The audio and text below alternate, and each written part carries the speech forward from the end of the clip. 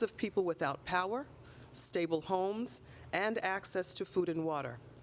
A decade later, our neighborhoods are still recovering. As a city, we must be more prepared for the coming storms. In the past 2 years alone, we've been heavily impacted by Tropical Storm Isaias and Hurricane Ida, among other extreme weather events. We are continuously feeling the effects of climate change, so it is critical that we take the necessary steps to make our neighborhoods more resilient and sustainable. Just yesterday, the Council Committee on Resiliency and Waterfronts, together with the Committee on Transportation and Infrastructure, held a joint oversight hearing on the 10th anniversary of Superstorm Sandy. In our districts and throughout the city, we're hosting events to commemorate the anniversary, reflect on the lessons learned, and compel adequate planning for the future.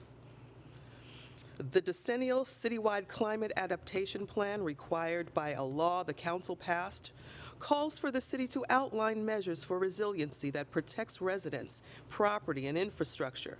It prioritizes the most vulnerable areas and parts of the city historically harmed by a lack of environmental justice. The plan was due on September 30th and has yet to be published, and we're awaiting that plan, like all New Yorkers. As a city, we must advance efforts to make our city more resilient and stronger, and an actionable, transparent plan is essential. Now, let's move on to our stated agenda. We will be voting on the following land use items. 9th Street rezoning. We'll rezone a mid-block section of 9th Street in the Gowanus area of Brooklyn within Community District 6 and Councilmember Hanif's district. It will also include a text amendment to designate an MIH area and a mixed-use district. The project will facilitate the development of a 5-story residential building with an estimated 22 units, 25% of which will be affordable under the mandatory inclusionary housing program. This outcome represents a compromise that balances citywide housing needs with community priorities by simultaneously advancing affordable housing and industrial preservation in the aftermath of the previously approved Gowanus neighborhood rezoning to create 8,500 units of housing, 3,000 of which will be affordable. Gateway Site 26A in Phase 5 and UDAP amendment, an HPD application that will facilitate a new 8-story mixed-use building with 191 affordable senior housing units and community facility in Councilmember Barron's district.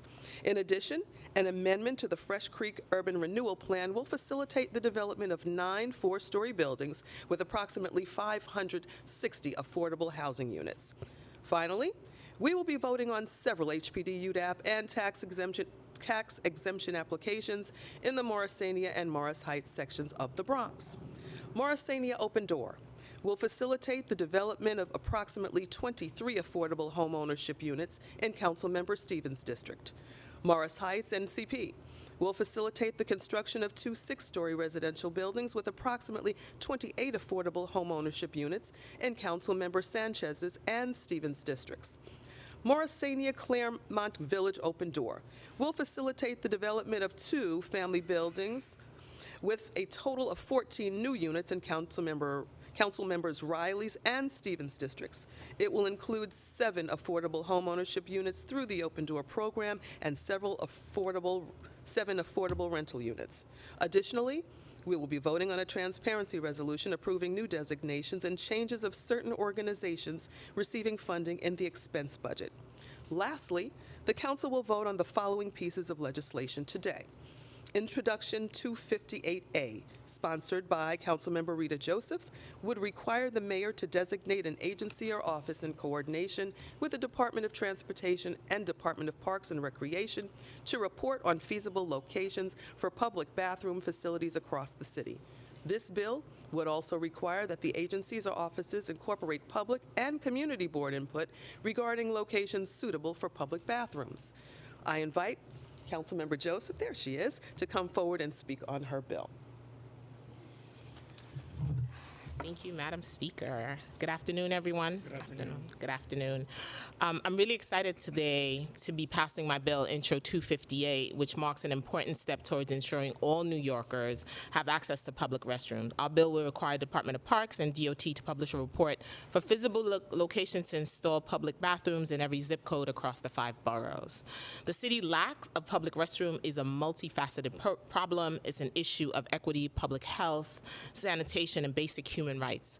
While other modern cities have taken steps to prioritize public restroom access, New York City continues to lag behind. Currently, our city ranks 93 out of 100 largest U.S. cities in number of public bathrooms per capita. So making our city cleaner and more livable is just common sense issue.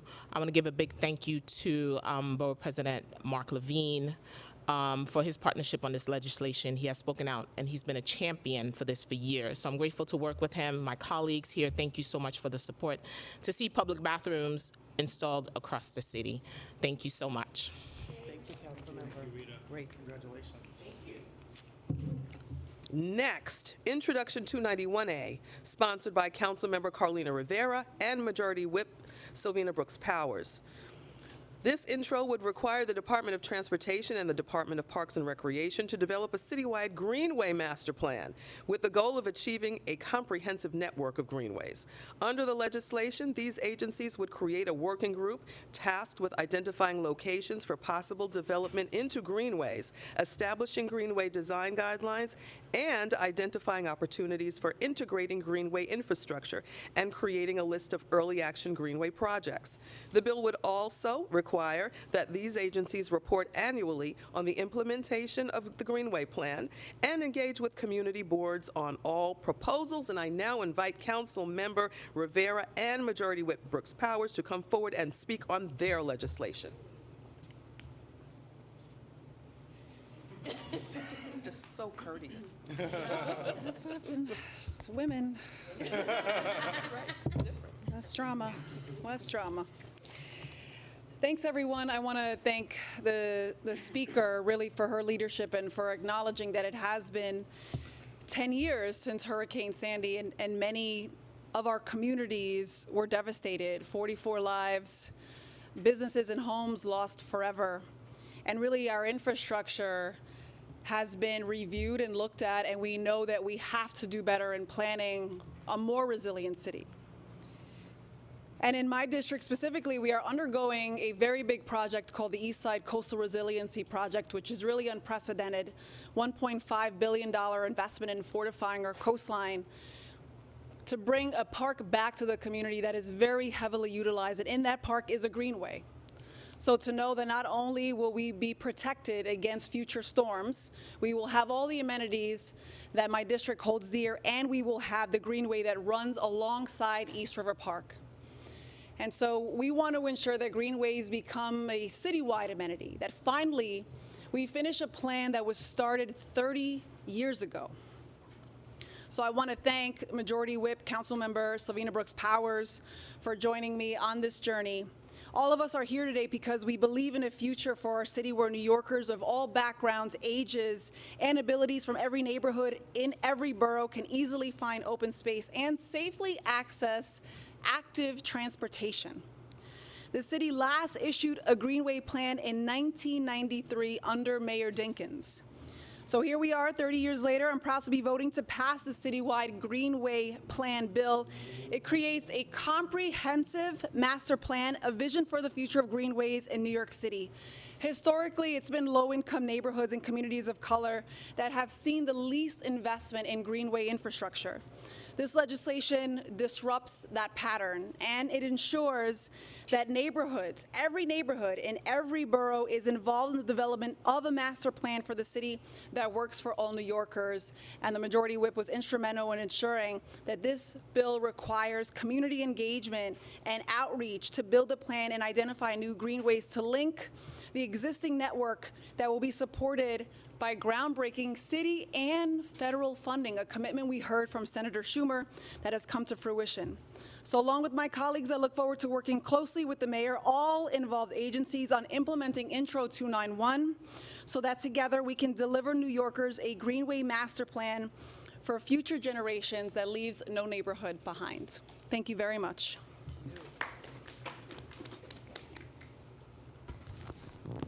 Thank you, Madam Speaker. Thank you, Councilmember Rivera, and good afternoon, everyone.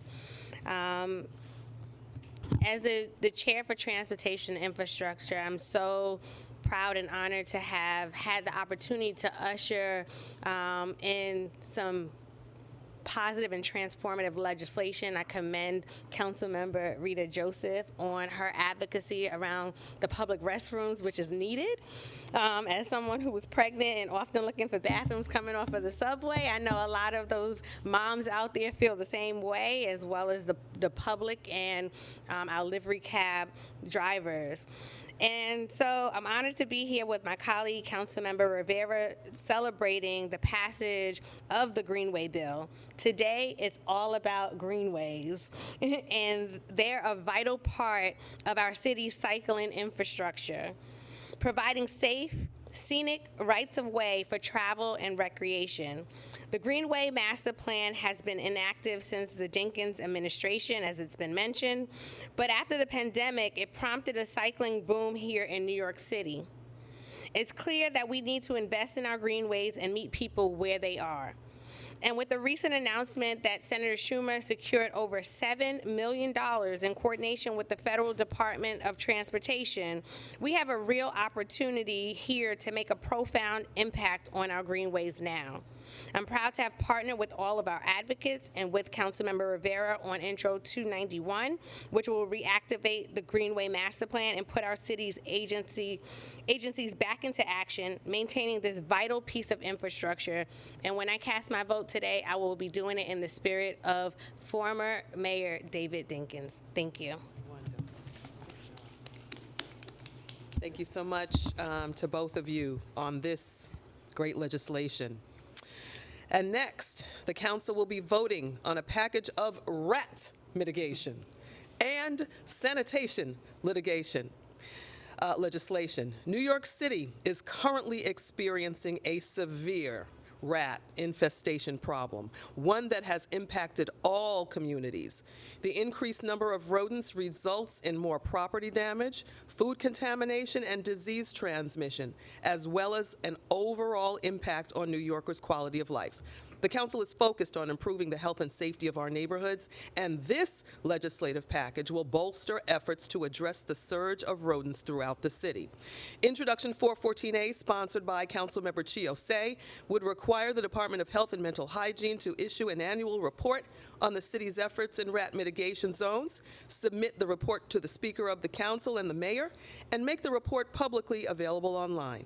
The report would describe the metrics that the Department of Health uses to measure the efficacy of rat mitigation in each zone, as well as their outreach efforts. I now invite the captain of the Rat Pack, Councilmember Chiosei, to come forward and say a few words about this piece of legislation. We were waiting for this. Oh, wow. Thank you, Madam Speaker. As much as I would love to take the honor of being the captain, it's definitely our Chair of Sanitation, Councilmember Sandy Nurse. Today, our city takes a step away from its era of infestation and retreat and towards one of cleanliness and victory. The rats have plagued New York for so long, they have begun to define us. Depictions of New York in arts and media displayed two types of New Yorkers, the proud but hurried who walk the streets, and the mean and furry who roam below them. Then the notorious rats of our subways took advantage of our moment of weakness during the pandemic and rose up to claim our streets and our pizza. My colleagues and I and the City Council formed the Rat Pack to fight back. Our Rat Package is a collection of 4 bills, all of which we expect to pass today. My bill, Intro 414, is a mandated reporting bill that will equip us with high-quality intel. The bill would require the city to report on the effectiveness of rat mitigation tactics and strategies in rat mitigation zones. With a report filled with data, we could see what is working to decrease the rat population and what we can improve upon. This bill joins 3 other bills to form a powerful weapon. In war, we must fight, and we will win. Now, let's not tell ourselves this is a silver bullet. Without a citywide enclosed trash container program, our gains against the rats will be modest, but we are laying the groundwork and mobilizing the government so that when citywide containerization becomes a reality, its effectiveness will be maximized. Today, the City Council makes clear that we will stand our ground against New York's public enemy #1, rats. And I want to thank Antonio Reynoso, our Brooklyn Borough President, for his support and partnership on this piece of legislation, my Budget and Policy Director, May Vuchapong-Batana, for helping us move this through, our great speaker, Adrian Adams, for championing this bill as well and allowing it to pass today, as well as the Rat Pack for continuing to fight against these rodents that, again, plague New York City. Thank you very much. Thank you. Awesome. All right. Introduction 442A, sponsored by Councilmember Eric Botcher, would require that before a permit authorizing certain construction work that is subject to rodent extermination is issued, the applicant certify that a licensed exterminator was retained to effectively treat the premises for rodent extermination. I now invite Rat Pack member, Council Member Eric Botcher, to come forward and say a few, Deputy, yes, to say a few words about his bill. Thank you. Thank you, Speaker. Today is a day of firsts for me. It's my first pre-stated press conference, and it's my first bill today. And I'm so excited that this is a very, very meaningful piece of legislation that's going to help address a very serious problem here in New York City. I think that one of our primary responsibilities in government is to make New York a great place to live, a great place to work, and a great place to visit. But people aren't going to want to be here if we've got rats running over people's feet when they walk down the sidewalk. So what are we going to do about it? Today we're passing a package of rat legislation that'll really help address a lot of these issues. I want to thank Manhattan Borough President Mark Levine for partnering with me on this bill that would require developers and builders to hire a pest management specialist before they get their permits. It's common sense. It's something that a lot of people think is already on the books, but it's not. You got good actors who go ahead and do it. They bring on a licensed exterminator. Others don't.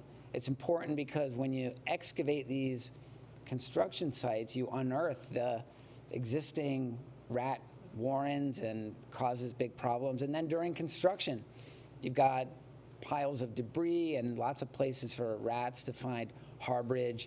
You really need to have those sites exterminated weekly, or else it's going to cause a big, big problem for the whole neighborhood.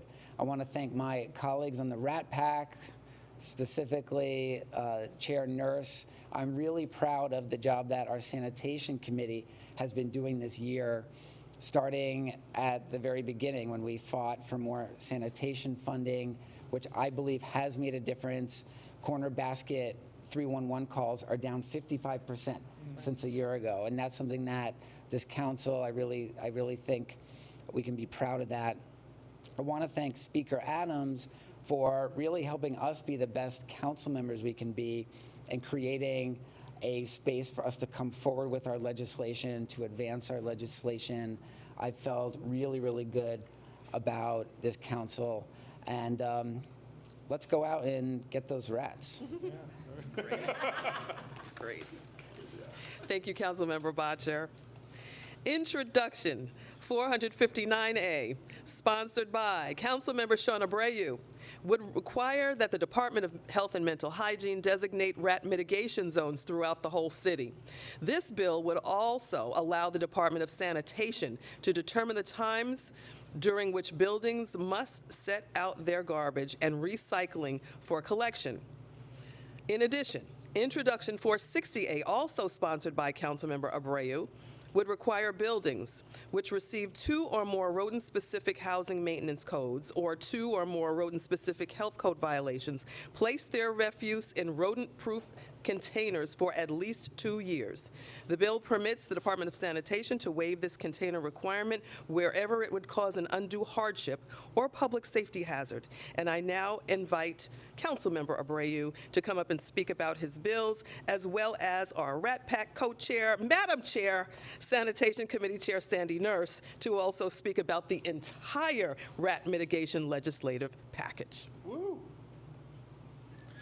Well, I'd like to thank you, Madam Speaker, for your leadership in helping us secure these bills to passage and making sure that we put our strongest foot forward in making this a reality. And of course, to our chair, Sandy Nurse, she has been incredible in piecing together these legislations and performing together the Rat Pack. She has been our leader at every step of the way.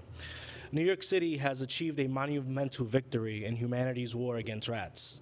After nearly a year of research, negotiations, and partnership with experts, labor, Department of Sanitation, and council colleagues, we have done what formal councils and administrations could never achieve. Our offices secured support for a bill which will reduce the amount of time trash sits on our streets.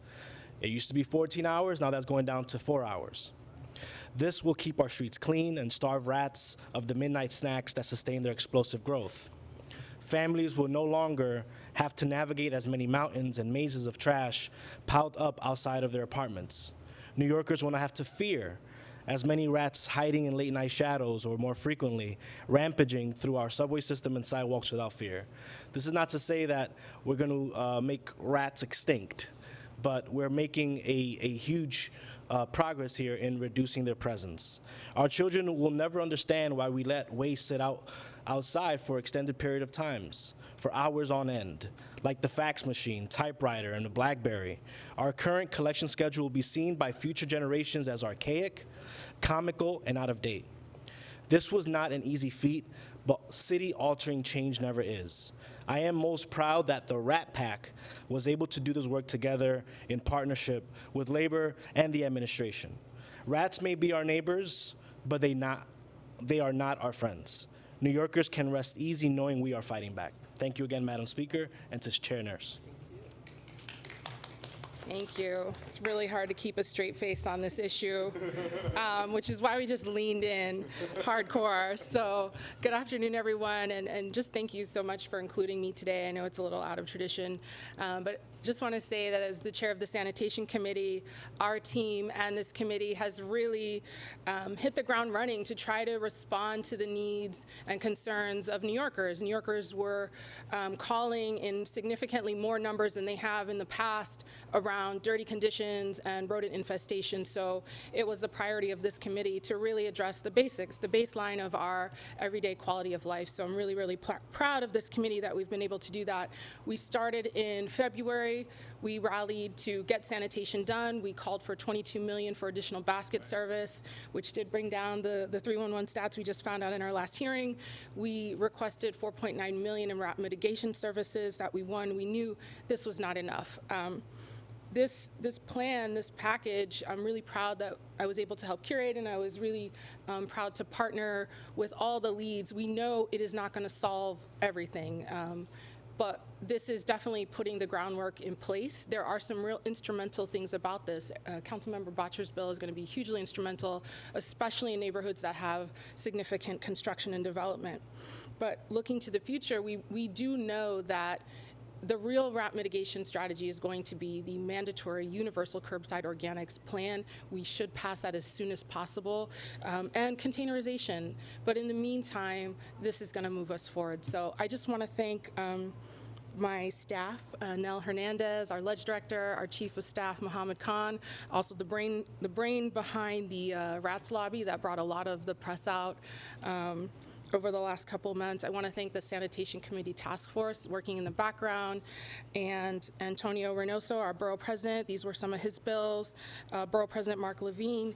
I want to thank Speaker Adrian Adams on both packages, our rat action plan and our zero waste package, which we hope to pass.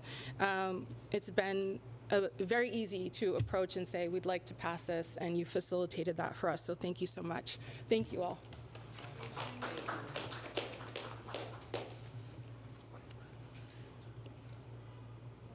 This is just so good. I'm just taking all of this in. You know, those of you that have been around the council, I'm off script. Those of you that have been around the council for a while, who would ever think that we would be standing around celebrating the Rat Pack? Just saying. It's what happens when women lead.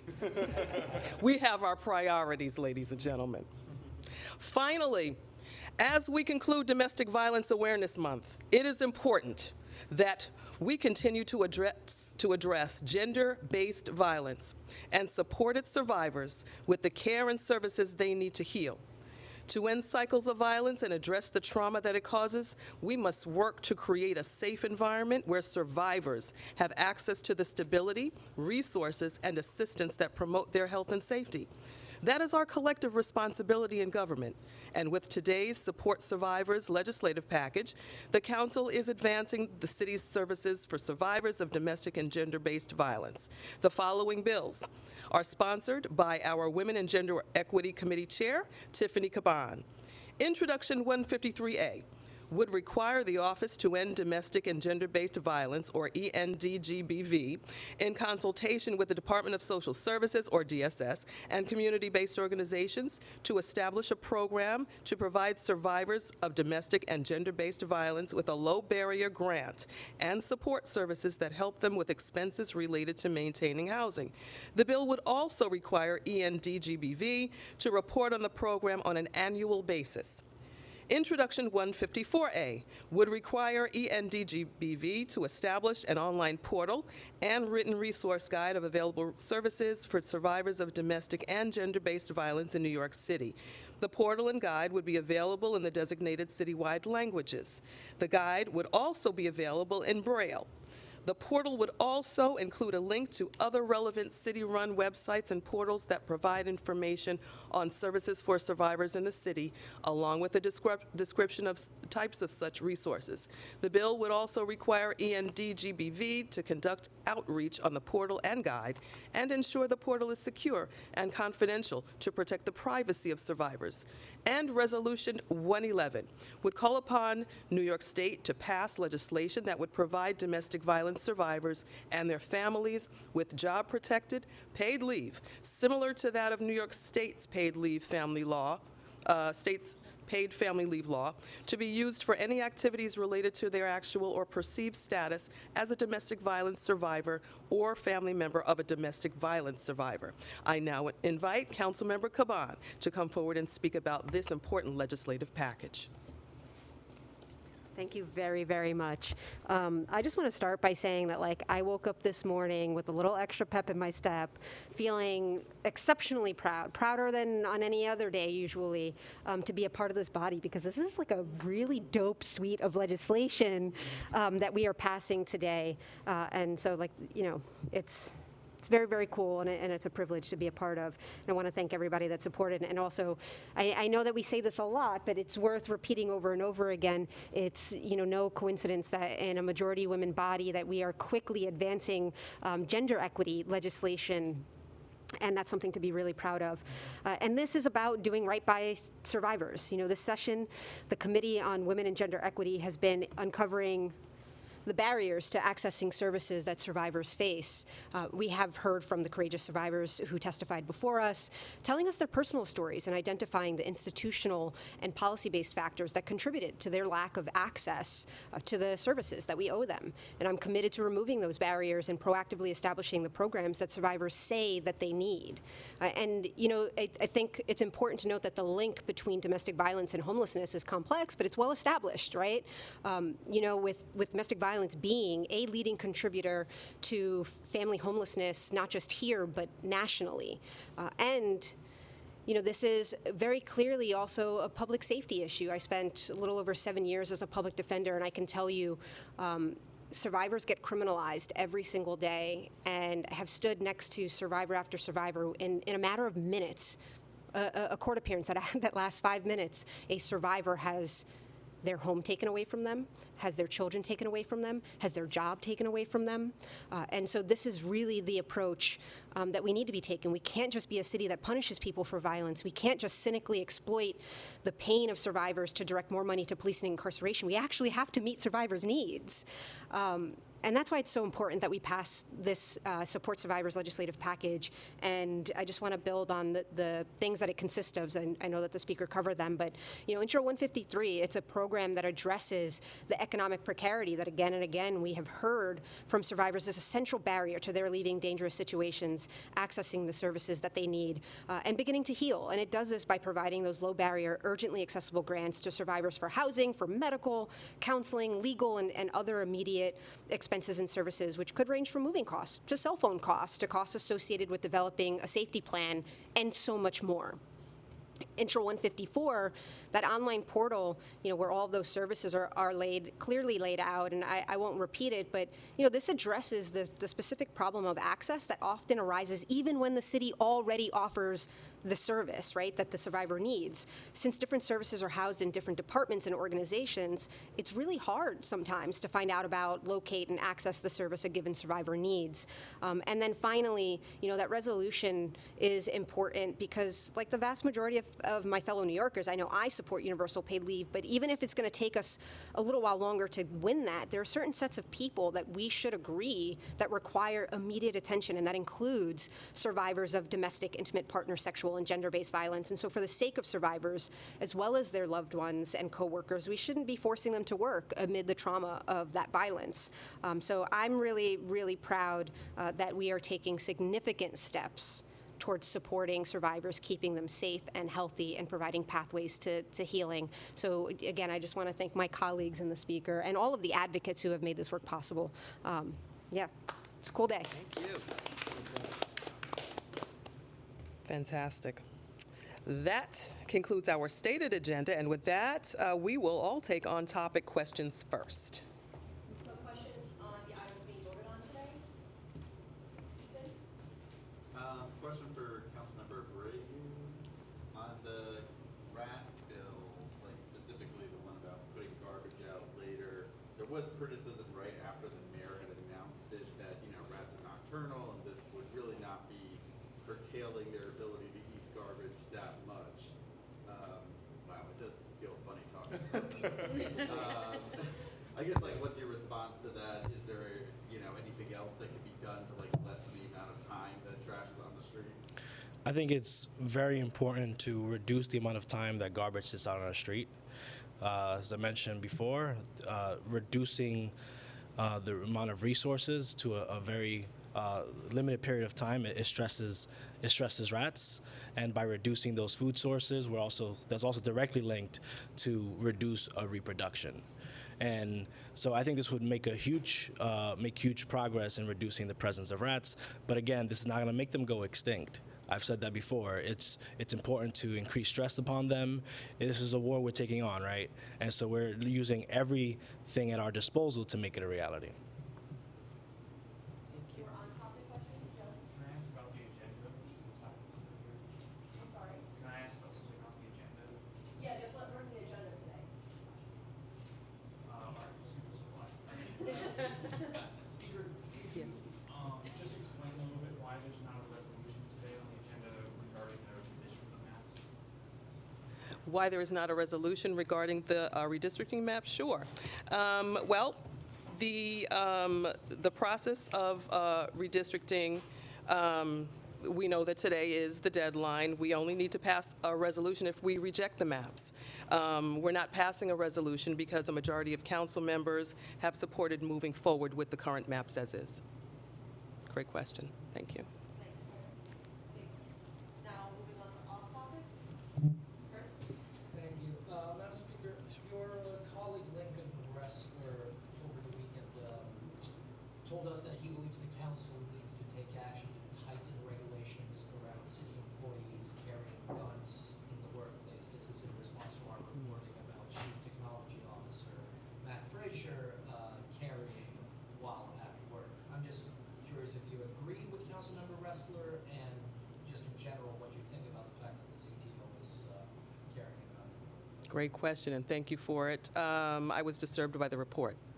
And we really do need to take a look at the work that we do, the legislation that we pass, and we have to be true to that legislation. We just went through passing legislation and speaking a couple of weeks ago about the laws through the spaces in Times Square. I think that if we're going to stay on point, then we all need to agree that this is the stance that we're going to take. So the answer would be we definitely need to take a look at that, and I do not necessarily disagree with the council member's stand. Gotcha. And just on a separate topic, we reported last night too that National Guard troops have been deployed into city homeless shelters to help with migrant response. A lot of these National Guard troops were originally on the Randall's Island Perk. That perk has remained largely empty, so kind of a two-part question. Do you think it's appropriate for National Guard troops to be doing shelter work, number one? Number two, given that it's largely standing empty, do you think this perk was a good use of taxpayer money? Thank you. National Guard, we know, is deployed for various reasons across the country, so I don't necessarily think that it is inappropriate for the National Guard to be in place here at the HERC. As far as the HERC itself and the capacity for the HERC, the expectation, obviously, was for there to be more asylum seekers coming in, so we understand why the capacity for the HERC was taken up as is. But we did raise issues regarding the HERC and Randall's Island, the council did, and we did have a difference with the administration on the HERC to begin with. So we've toured it. We know that there was a commitment made to construct it, but we really do have to ask the question whether or not there really is a need right now to use these resources. Thank you. So you said you're going to pass through the maps or not take action on them. Do you think that the commission is going to make any adjustments to the maps further? And do you think that they have the legal right to or the ability to? Would you challenge it if they did? I can't really speak on what the commission is going to do at this point. I mean, we're doing our work as a council according to the charter, so our work will have been done according to our constitution as a body. I really can't anticipate on the hypothetical of what the commission is going to do as a result of our response. Speaker, I was wondering, do you support the solitary ban legislation as it's currently written? We're still working through the solitary ban bill. I think that we may need to look at some minor adjustments to it, but as far as the bill itself, I think that it is still a very strong bill. It is still going through the process. We're still discussing it, but there may need to be a few tweaks here and there. Could you give us any insight onto the areas of the bill you think might need to be? Well, we're still talking about it, so there are a few points that we still have to work through. Hi, Emily. Queens in the house. Yes. May I ask you to expound further on what changes were made to the proposed district maps that made them more palatable to you and the members? And is the decision not to hold a vote, is that a technical, procedural matter, or is it a statement in and of itself? If you can repeat the last part, the decision to what the vote? I don't know if it's a decision, but not holding a vote to approve. The resolution. Is that a statement in and of itself, or is that a procedural matter? Yeah. Our decision, again, comes as a result of the majority of the council members feeling comfortable with the maps as is, and fulfilling our mandated charter response, and not passing a resolution because the majority of the members feel fine about the lines as is. So that is really what we're standing on right now. The difference between the initial maps and the final results from the commission, or what appears to be the final results from the commission, were a very, very big difference for a lot of the district spaces in the borough for the members, the whole 9. The movement had a lot to do, in my perception, of the tremendous work that the commission did in getting the public engaged in the procedure, and it was just monumental the way that the public came out and actually voiced their opinions on their areas in the respective boroughs. So as the public moved, I think so did the commission, and I think the commission absolutely did their due diligence by listening to the public response. May I additionally ask,